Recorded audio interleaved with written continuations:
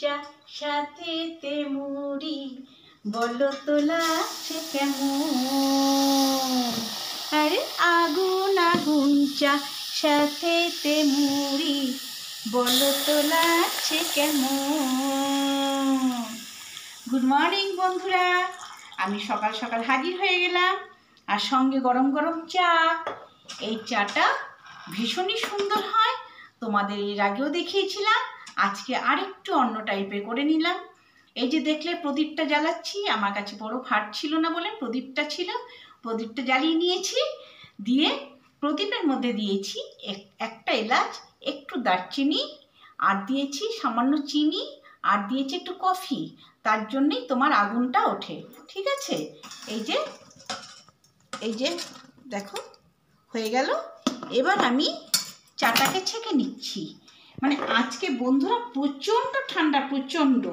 আর আমি তো খুবই ভোরবেলায় উঠি, তো উঠে দেখি গেটটা খুলে দেখি কুয়াশা পুরো ভরে গেছে, তো কিছু দেখা যাচ্ছে না, পুরো অন্ধকার। তখনই ভাবলাম আমি যে এরকম আজকে এক কাপ চা খেলে কেমন হয়।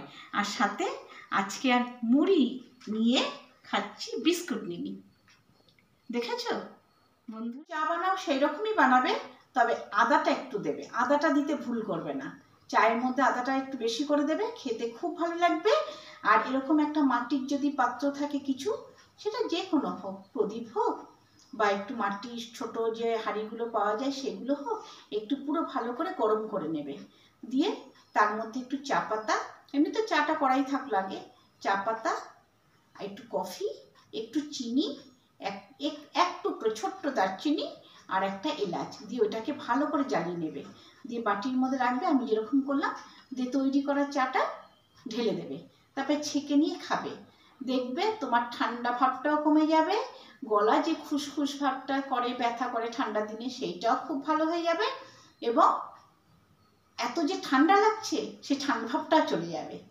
সঙ্গে যদি এক হাঁড়ি এরকম চানাচুর মিশিয়ে মুড়ি থাকে, তাহলে তো পুরো জমে যাবে একেবারে। তো বন্ধুরা, আমিও খাচ্ছি, তোমরাও করে খেয়ে খুব ভালো লাগবে, ঠিক আছে? আর চ্যানেলটাকে সাবস্ক্রাইব করো।